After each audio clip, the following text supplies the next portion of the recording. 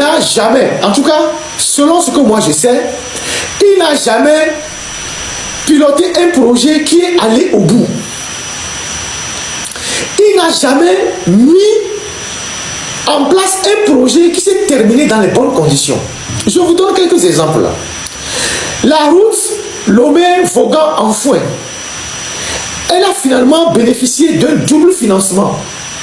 Il y avait un premier financement de 36 milliards, il y a 26 milliards qui avaient disparu. Les journaux avaient écrit des articles pour dénoncer qu'on avait détourné de l'argent. Ça a fait le tollé général. Personne n'a été poursuivi. Le ministre Nissaou Nyonfam, à l'époque, est passé à l'Assemblée. Il a raconté des bêtises.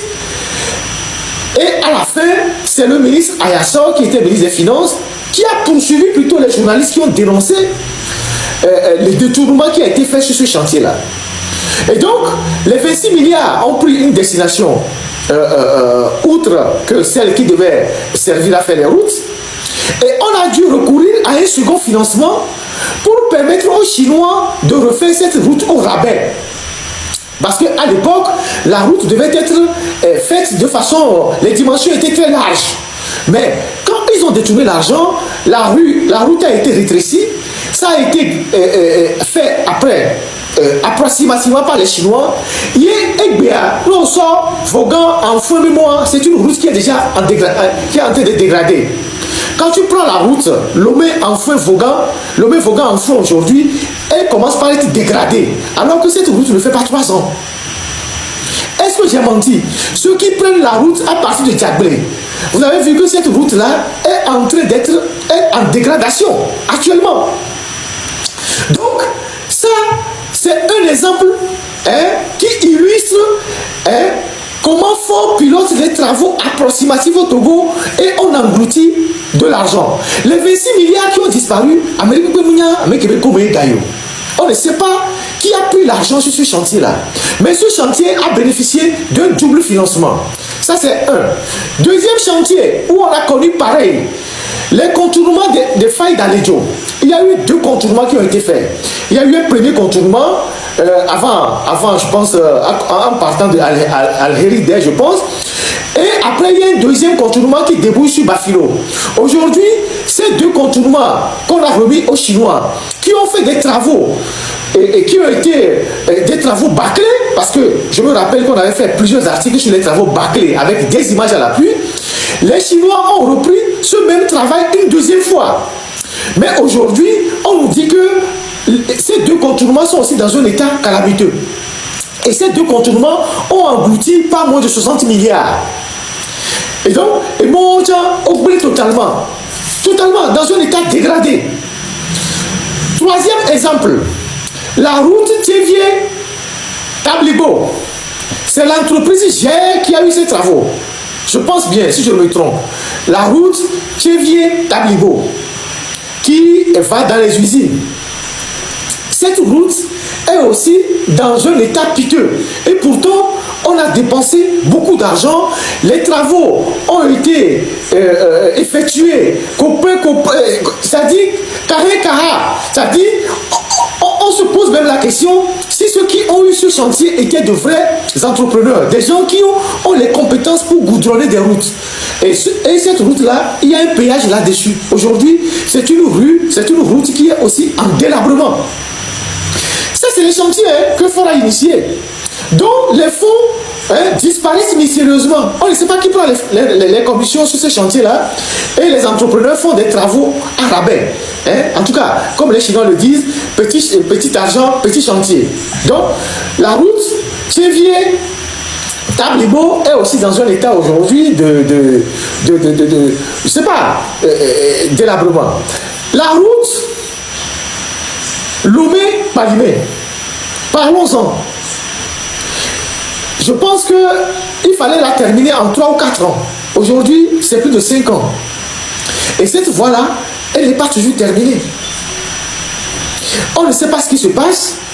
personne ne pose des questions au gouvernement pour savoir pourquoi ce chantier il est interminable, pourquoi on n'arrive pas à terminer ce chantier, pourquoi dans la périphérie de la ville de Lomé, c'est-à-dire dans la banlieue où on a prévu faire les pavés avant de rentrer à Zanguera, on a abandonné le reste des pavés à mettre autour des maisons, on ne sait pas où sont passés les fonds. C'est aussi un chantier qui est fait à peu près aujourd'hui. Est-ce que l'entreprise Ebomaf a eu tous les financements ou bien elle n'a pas eu tous les financements, mais toujours est-il que c'est une route aujourd'hui qui est dans un état où on se pose des questions, où sont passés le reste des fonds. Ce que je dis est factuel, tout le monde peut aller regarder et faire l'analyse. Ça c'est aussi une triste réalité. Après, il y a plein de petits chantiers qu'on a ouverts à Lomé qui sont abandonnés. Tout ça, c'est à l'actif de Faure Gnassingbé.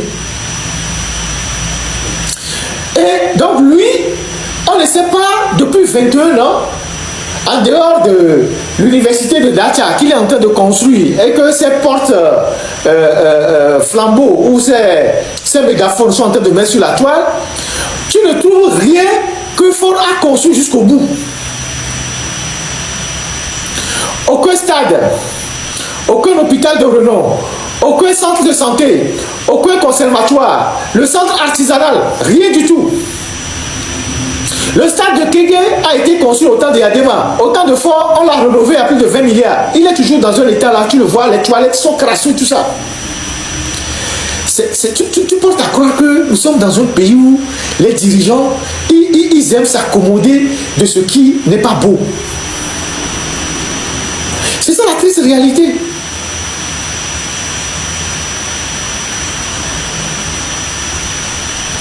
Ce n'est pas après avoir parcouru le monde, on revient, on va quelque part dans les localités de l'intérieur, on sort les gens pour venir applaudir.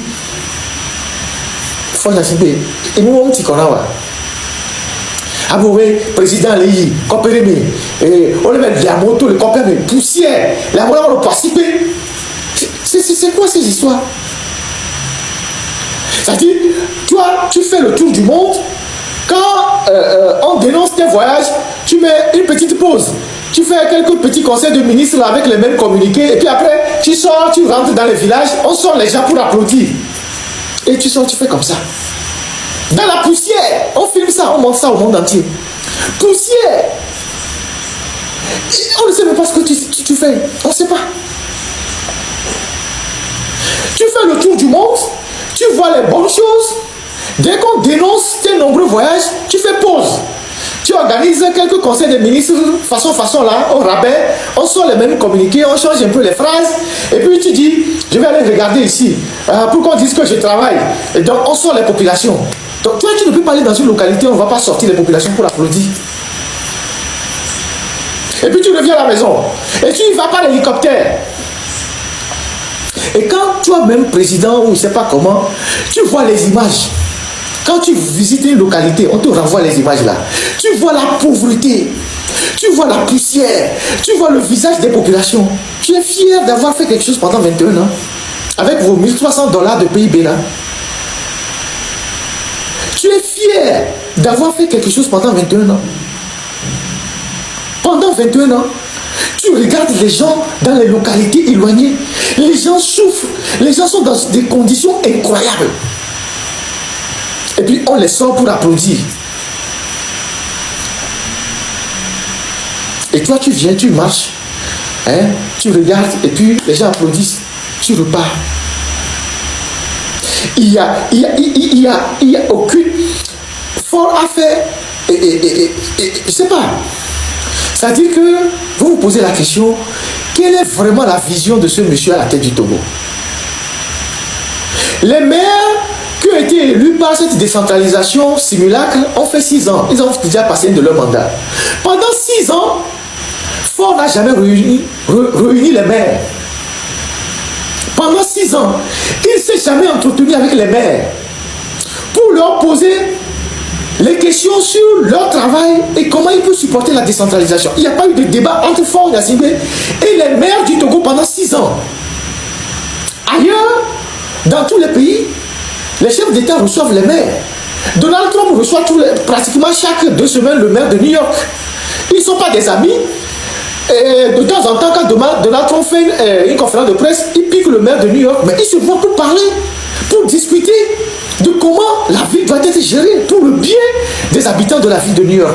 Parce que la ville de New York est une vitrine pour les États-Unis. Les mairies sont des vitrines pour le pays. La mairie de Lomé, ou bien les mairies de Lomé. Mais Faure Gnassingbé n'a jamais eu le temps, pendant les 6 dernières années, de recevoir dans une salle, que ce soit le palais des congrès de Lomé ou le 2 février, les maires, l'ensemble des maires. Nous avons combien de mairies? 117 mairies. Il n'a jamais réuni les maires dans la même salle pour échanger avec eux, pour dire quelles sont vos difficultés dans vos mairies, comment est-ce qu'on peut avancer, quelles sont vos prévisions, comment est-ce qu'on peut faire que nos villes soient attrayantes, quels sont les projets que vous avez dans vos mairies. Nous devons mettre au temps. C'est le tout-puissant roi, il est en haut. Il regarde tout le monde en bas. Et quand il est fatigué de regarder les gens d'en haut, il sort, il va dans un village, on sort les gens pour applaudir dans la poussière. Il nous a mis là un président qui s'appelle Jean-Lucien Sanvi de Tové. Plus personne ne voit le président. Ils ont sorti le président une fois, 2 fois. Le président, il est à son domicile. Il n'a aucune prérogative. On n'a jamais vu Faure Gnassingbé recevoir le président en audience. Ou bien le président recevoir Faure Gnassingbé en audience. Je suis sûr que le président même n'a pas le numéro direct de Faure Gnassingbé. Monsieur Jean-Lucien Sanvi de Tové. Je suis convaincu qu'il n'a pas le numéro de Faure Gnassingbé. Et c'est Faure qui l'appelle. C'est-à-dire les 2 premiers dirigeants de la 4e ou 5e République qui sont censés incarner l'exécutif, on ne les a jamais vus ensemble. Si je dois commenter leur propre constitution, mais pas ou pas. Président, et toi, je Boura Mame, et les Kondo Melifura, et il a 2 fois dans la semaine, selon s'il est en bonne santé ou s'il n'est pas en bonne santé. Il va 2 fois dans la semaine. Personne ne sait s'il est là. Il passe inaperçu. Lui, on l'a mis devant. On dit, bon, viens rester là-bas. Tu sers de choses, de pantin. Donc, toi, tu restes devant et Faure, lui, il est là. Et c'est ça une république qui attend des résultats, qui attend Mais attendez, mais Faure Gnassingbé, tu es en train de perdre le temps à la jeunesse togolaise. C'est ça le vrai débat. Parce que tu n'as rien fait pendant 21 ans, tu ne pourras rien faire les années qui viennent. Parce que tu n'as aucun projet. Tu prends l'avion, tu vas en Italie, à Milan, pour suivre les représentants les représentations conservatoires, à la Scala de Milan, tout ça là. Mais tu n'as jamais construit des lieux où les artistes au Togo peuvent s'exprimer, peuvent exprimer leur talent. Les artistes ont fait d'ailleurs la dernière conférence de presse. J'ai vu les vidéos, j'ai eu pitié. Je ne veux même pas les diffuser ici. Parce que eux aussi, voilà. J'ai vu les artistes qui parlaient. Les gens sont devenus des morts vivants. Certains pleuraient même dans les vidéos. Ce sont des artistes. C'est une richesse qu'il faut promouvoir. Quand le voisin de l'Est est venu au pouvoir, combien d'artistes le voisin de l'Est n'a pas amené en France pour faire des expositions et valoriser les artistes? J'étais témoin. Je suis allé voir les œuvres à la conciergerie là à Paris, exposées par les Béninois. C'est le président qui était leur VRP, c'est lui qui les a amenés en France, les présenter à Macron. Et Macron est venu là-bas. C'est beaucoup d'atouts pour les artistes béninois. Aujourd'hui au Togo, il y a quoi? Il y a quoi à visiter aujourd'hui au Togo? Rien du tout. Colombe de la paix, le marché des fétiches, où les gens, à Mouna, Dongoloku et Noir, le marché des fétiches là, Obesona et Noir, je sais pas, où on a Dongoloku, Vara, on met Tasso dans la Roufroube, marché des fétiches. C'est ça que les gens viennent découvrir au Togo. C'est incroyable. Et pourtant, le pays regorge énormément de richesses. Pendant 21 ans, tu n'as pas été capable de faire quoi que ce soit. Ni terrain construit, ni stade, rien du tout. Ton ministre des Sports, lui est devenu un gars qui court chaque samedi. Lui, il a compris que le sport, il faut courir chaque samedi. premier samedi du mois. Bon, l'autre aussi faisait ça. Il fait pareil. Il va rassembler les gens dans une ville. On court. C'est ça le sport du Togo. Footing, Kenya mi on a qu'à se vivre mais. Footing, Kenya Tomi on a qu'à se vivre mais. Et c'est un programme politique. Bientôt mi pourra tout. Sur la dit les gars il n'a pas. Footing, Kenya Tomi pourra tout. Il y avait des différents clubs. Club il a campus. Amoro il n'a pas. O jona la to gomi va tourner à Vénou il mi la puta mi se me pour tu mi trop bona footing que bientôt mi on a ce que pédibia et tout ce programme politique chaque premier samedi du mois le ministre va courir on fait les vidéos on dit le sport marche bien au Togo il n'y a pas d'infrastructure vous avez une salle de sport au Togo vous avez des cours de tennis modernes vous avez des terrains de handball modernes vous avez des terrains de boxe modernes. Vous investissez combien dans le sport au Togo? Allez rassembler les gens chaque samedi, premier samedi du mois et courir. Il y a longtemps qu'on faisait ça. Chaque samedi, il faut lancer un commis pour la du Naputa alors. Pour ceux qui ont les poumons. Moi-même, je faisais ça régulièrement. Donc, c'est devenu un programme politique pour un ministre de la jeunesse et des sports. Et c'est avec ça que vous voulez changer le Togo? C'est avec ça que vous voulez que le pays avance?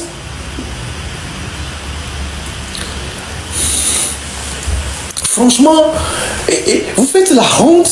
C'est-à-dire, vous faites la honte des Togolais. Vous faites la honte des Togolais. Et votre gouvernement là, c'est un gouvernement qui est paralysé de l'intérieur. Aucun ministre dans le gouvernement de Faure Gnassingbé ne peut prendre aucune initiative. Puisque tu parles de Faure Gnassingbé, tu reviens à Faure Gnassingbé. Quand tu veux prendre une initiative, on dit, mais quel est au niveau? Est-ce qu'un méga de Legbena, donc les ministres sont dans leur bureau? Ils prennent leur salaire, ils regardent un peu s'ils peuvent voler à gauche et à droite. Il n'y a personne qui peut frapper la poitrine pour dire moi je vais prendre telle initiative.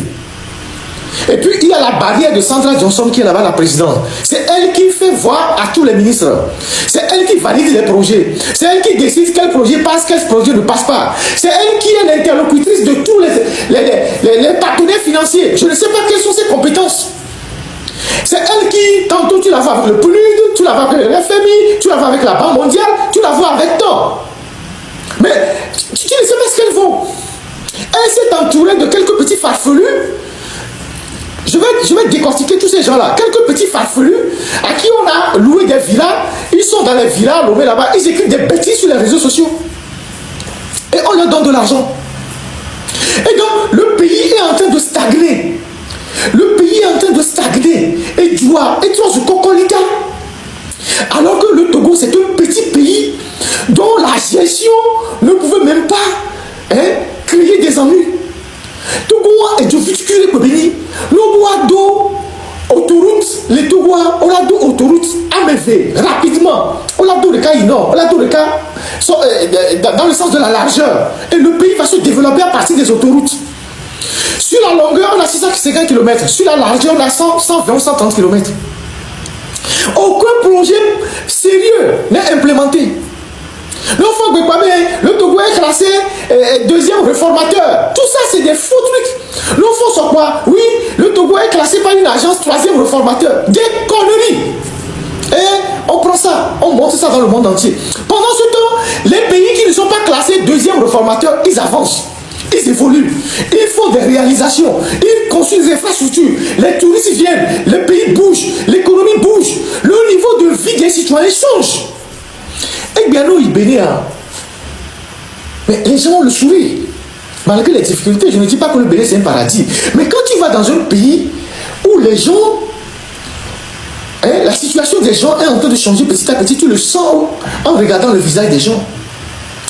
Non, il tous les restaurants sont remplis, les hôtels poussent partout. Ça veut dire qu'il y a un dynamisme dans le pays. Le pays avance. Non, les hôtels sont remplis, les restaurants sont remplis. Nous, on va tout voir, hôtel, les vides, restaurants, les vides. Je ne parle pas des bars, je parle des restaurants. Ça, ce sont des indicateurs qui montrent que le pays n'avance pas. Mais vous êtes dans votre bulle, vous fabriquez des faux chiffres et vous venez dire aux gens, oui, le Togo avance, il faut qu'on applaudisse. Et vous avez vos petits communicants qui sont sur les réseaux sociaux qui racontent tout et n'importe quoi.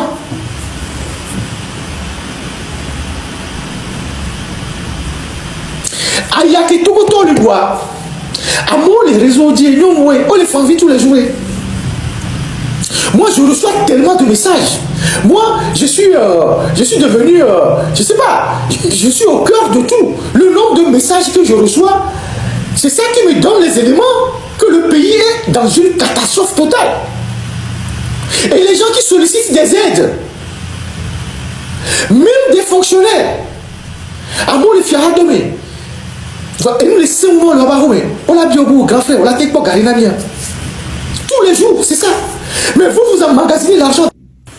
Moi, j'ai vu, je vois des vidéos parce que on manipule parfois des images pour te faire plus jeune. C'est vrai que c'est une bonne chose. Avec la technologie, il y a des images qui sont travaillées.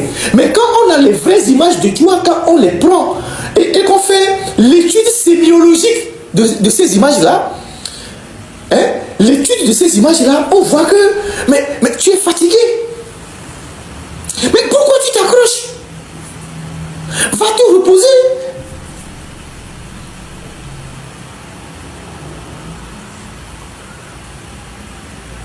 Parce que ce que tu ne souhaites pas, ça finira par arriver un jour. Hein? On voit comment les dictatures sont en train de tomber. On voit comment les dictatures sont en train de tomber les unes après les autres. Hein? Les dictatures sont en train de tomber les unes après les autres. D'ailleurs, je voudrais connaître votre position par rapport au bombardement de Donald Trump avec l'Iran. Parce que, vous êtes du côté de Trump. Parce que, il y a souvent du méthode pour l'ominier. Mais avec le gouvernement, il y a souvent du méthode pour l'ominier. Alors, ce sont vos amis. Il y a souvent du méthode pour l'ominier. Alors, puis, mais de la raconte iranien autant que toi, mais les yaméas, même dans les Guanari, pour voir, il y a souvent du méthode pour l'ominier. Pour pouvoir vous aligner sur la position américaine, vous êtes amis avec les gens qui vous fournissent le Pegasus et tout ça. Donc, vous êtes content? Iranien, on tient un amigalo, et bien on les bombarde, on n'y a quelle nation. On veut connaître vos positions. Hein? Donc, franchement, il est goûtant, vous perdez le temps au pays. Vous perdez le temps à la jeunesse. Vous perdez le temps aux générations. Vous perdez le temps. Vous perdez le temps. Vous perdez le temps. Au Togolais. C'est vrai qu'il y a un groupuscule qui tire sa part. Et ceux qui supportent ces groupuscules-là, il y en a toujours. Les supporters des dictateurs, il y en a toujours. Les supporters des autocrates, il y en a toujours. Il y a ceux qui tirent leur marron du feu. Mais la majorité du pays est dans une situation catastrophique. Eh bien, nous on a 2000 améliés les Togois. Autour du Maounamea. Nous on a 6000 améliés les Togois. Autour du Maounamea. Nous on a 1000 francs améliés. Nous on a 2000 francs améliés. Améla Kokorangami. C'est ce qui se passe au Togo. Moi je reçois des sollicitations. Je reçois des sollicitations tous les jours. Je sais ce que c'est. Nous, on a 2000 amélias. Mais, autour de moi, on a mais. Parce que 2001, on a mais. À mon les condis, on a tout facture. À mon problème. Mais vous avez thésaurisé de l'argent à votre domicile. Vos domiciles sont des banques où vous avez emmagasiné de l'argent. Pendant que vous voyez le peuple en train de mourir, en train de souffrir.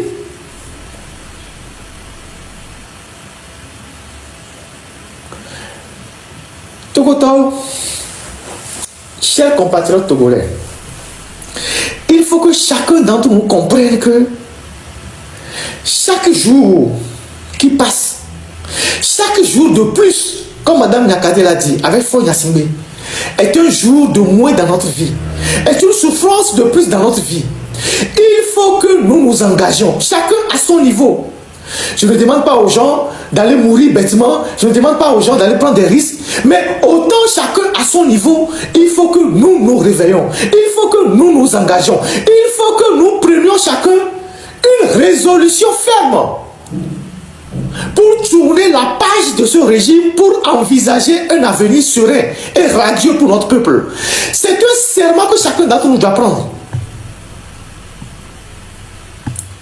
Il ne s'agit pas d'écouter les lives les dimanches ou d'écouter d'autres lives Et de se contenter de ça, de dire, ah, il va Ferdinand va dénoncer, c'est Ferdinand, il va Ferdinand va d'accord, ce n'est pas là le problème.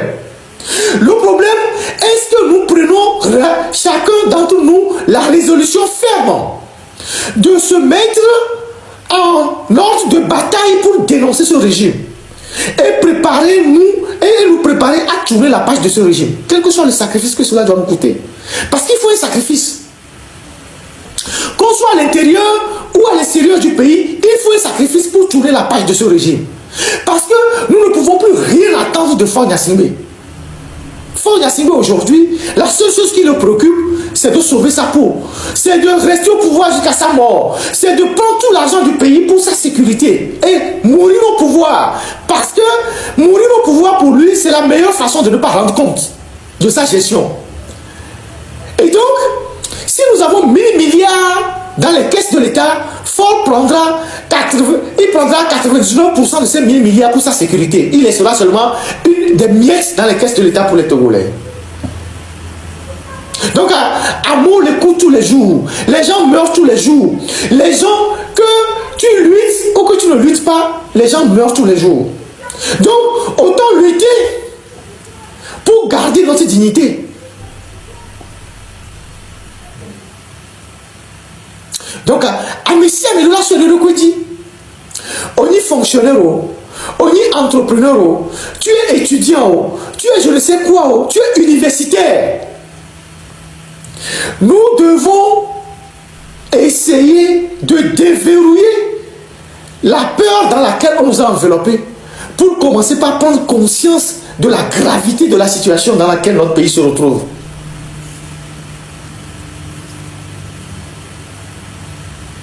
C'est toutes les couches de la société qui sont concernées.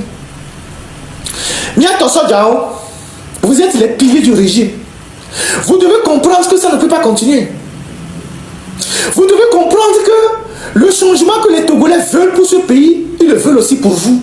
Vous en serez d'ailleurs les premiers bénéficiaires. Miaso Djawani Togo 3 et la 3 Miapata, y compris vous. Moins de 80 000 mini-policiers. Moins de 100 000 mini-policiers de premier grade dans l'autre millionnaire. Et vous aurez de l'argent pour entretenir vos nombreux enfants. Les médivions, au moins, caisse de sécurité sociale, et là, on trouve au moins 10 000 francs par enfant. Et on va dire, on regarde. Mouni Ingrid, les calassons, on du champagne, on tout, on boit au couteau. Il y aura une juste répartition de l'argent public pour que chacun puisse trouver sa part.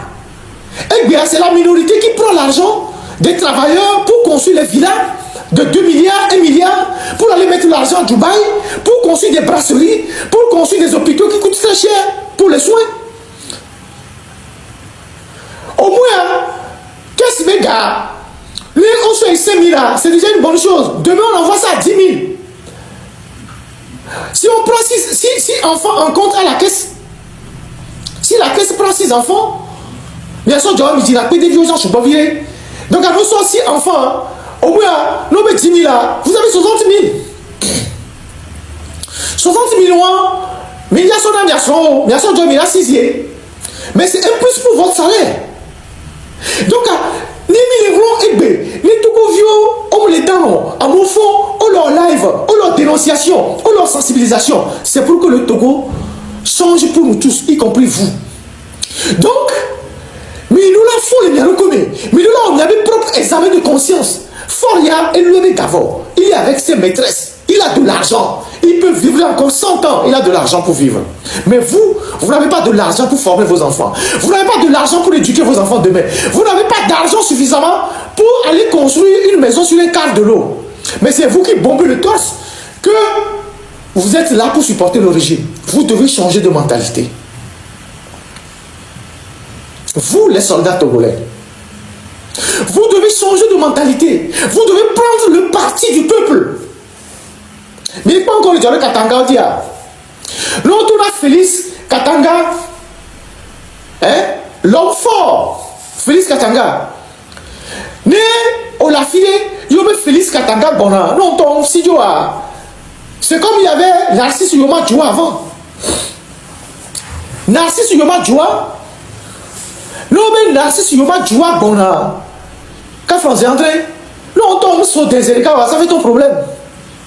Mais on a vu comment Narcisse Yoma Djoua fini. Dans la misère totale. Le régime, là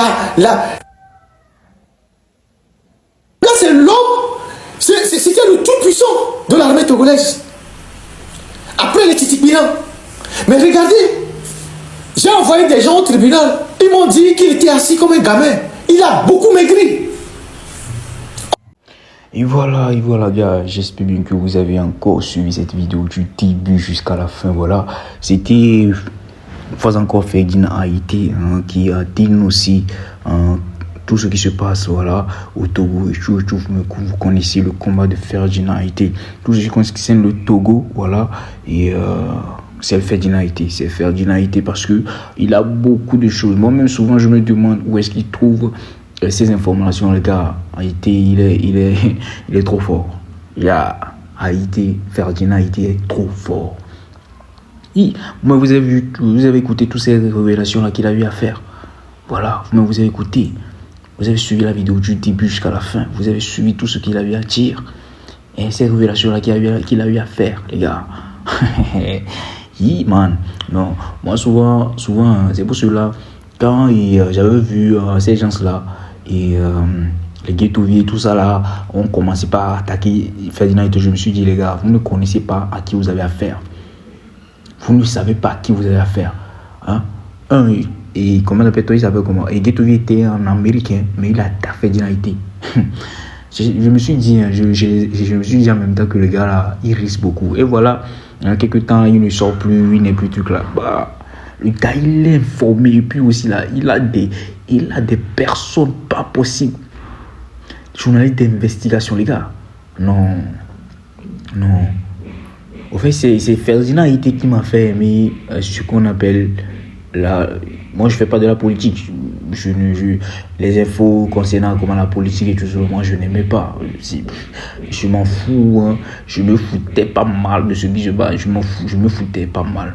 Mais Ferdinand Haïté m'a beaucoup fait aimer ce qu'on appelle politique. C'est pas que je fais de la politique. Je fais pas de la politique. Non. Loin de là. Mais il m'a fait aimer le Togo, c'est-à-dire il m'a fait aimer et ce qui se passe au Togo, il m'a fait aimer au fait ces informations, ce qu'il donne, tout ce qu'il fait là, bro, disons la vérité, Ferdinand Haïté, non, il est bon, il est trop bon, ce qui concerne les informations. On te l'a dit le Kobenako, par y a les deux informations, tu vois, même tu serais étonné au fait de ces informations qu'il donne. Et la manière dont il donne ça aussi, quoi. Non, tu vas être étonné. Bon, bref, les gars, j'espère bien que vous avez kiffé la vidéo. Si c'est le cas, n'hésitez pas, je dis bien, n'hésitez surtout pas à partager, à liker, à vous abonner massivement. Et aussi à inviter voilà, les autres à venir regarder ces genres de vidéos. Vous connaissez tout ce qui concerne le béret, tout ce qui concerne les infos, les actualités. C'est ici que ça se passe. C'est ici que ça se passe. Voilà, c'est ici à Africa Zone que ça se passe. Si tu ne veux pas manquer quelque chose, si tu ne veux pas manquer, même featuring ton channel, hein, abonne-toi à la chaîne là. Et aussi, n'hésite pas à activer la cloche de notification pour que après tout, voilà, et tu puisses avoir la notification et vidéo regatolo pour ne rien rater, parce que c'est ici que tout se passe, c'est ici les infos, tout ce qui concerne et les actualités, c'est ici que tout se passe. Voilà, et j'ai publié une vidéo, de Bara et de Papson Mouchiti qui circule actuellement, qui fait tabac même. Et j'espère bien que vous allez les regarder. N'hésitez pas à les regarder. On se regarde après. Belle vidéo. Ciao.